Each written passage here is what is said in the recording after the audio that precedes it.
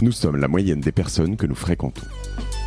Avec Génération Do It Yourself, je vous propose de rencontrer ensemble des entrepreneurs, sportifs ou artistes qui vont littéralement faire exploser notre moyenne.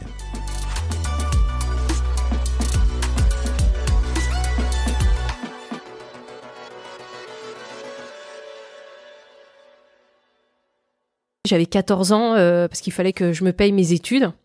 Donc principalement dans des postes de vendeuse. Donc j'ai été très longtemps vendeuse chez Gosport à Belle-Épine. J'adorais. Moi, mon rêve de petite fille, c'était d'avoir un supermarché. Moi, recevoir les rayons, les cartons, les mettre en rayon, faire la caisse enregistreuse, etc. Le commerce, j'adore ça.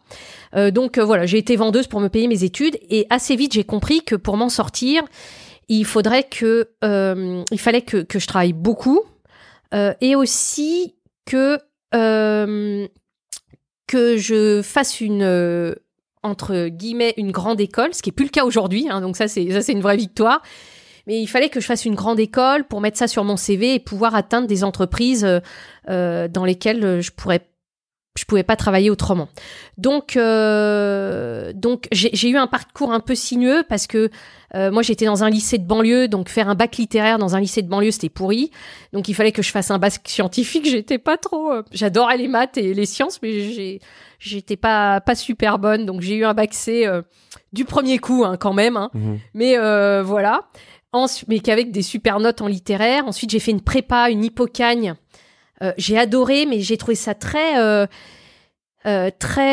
enfermé, où il fallait réfléchir comme on nous disait de réfléchir. Donc moi, les carcans, c'est très compliqué pour moi. Et donc là, je suis allée en fac d'histoire à la Sorbonne et en même temps pour préparer le SCP.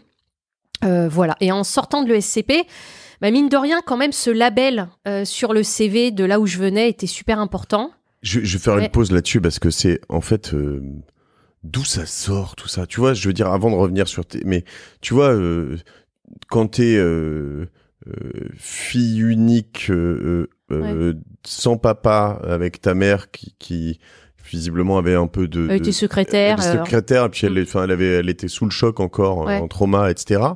D'où toi tu te dis je vais aller à Paris, je vais faire une grande école je veux dire ton chemin, il aurait peut-être été plus naturellement de rester autour de Gosport ou de finir secrétaire aussi, ou tu vois ce que je veux dire peut-être ça te venait d'où cette sorte d'ambition dévorante ou de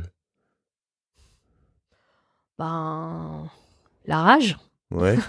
de ton père, tu crois Non, pas du tout, parce que non, la rage de quand même de sortir de la cité. Mais je crois que il y a beaucoup d'entrepreneurs aujourd'hui qui disent que finalement ce qui nous fait avancer c'est la rage ou des revanches sur la vie, mais je crois qu'ils ont raison.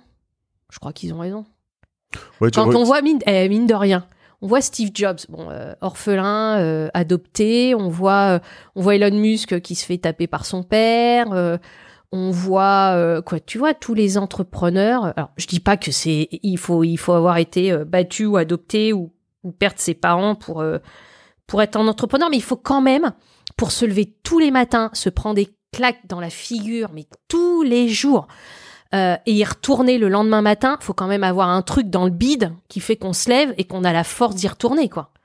On a ce truc-là quand même qui est puissant. En tout cas, moi, c'est mon truc. Hein, c'est d'être comme deux connards un mardi 26 décembre dans un bureau vide, alors que Paris est vide. Ouais, exactement. D'être heureux d'être là en plus. Ouais, mais moi, pourquoi je suis là ce matin, c'est parce que voilà, encore une fois, je suis très fière de passer dans ton podcast parce que j'ai quelques messages qui me tiennent à cœur et donc le fait d'avoir cette portée grâce à toi, pour moi c'est important, et puis le fait de passer un moment avec toi, de t'apprendre à te connaître aussi, c'est important. Voilà quoi, la vie elle est super courte. Alors moi j'ai appris un truc aussi, c'est que tout peut changer en un claquement de doigts. Je l'ai vu avec mon père, je l'ai vu avec d'autres personnes de ma famille, je l'ai vu aussi dans mes aventures entrepreneuriales, hein. On peut gagner un super grand contrat et dans la minute d'après en perdre un autre super gros, donc tout peut changer. Donc moi j'essaie de tout ce que je peux prendre, je le prends.